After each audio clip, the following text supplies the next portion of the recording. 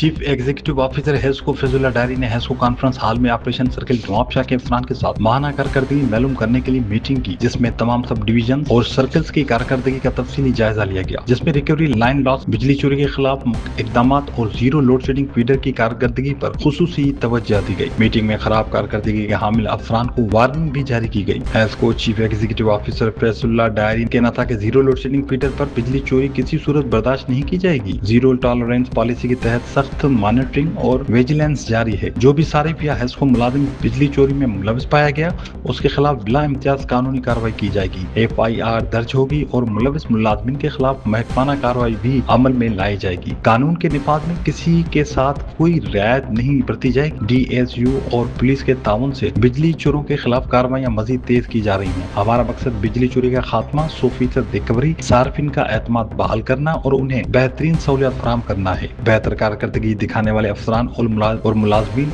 हमारी टीम का सरमाया है, जबकि दीगर अफसरान भी अपनी कारकर्दगी को मजीद बनाएं।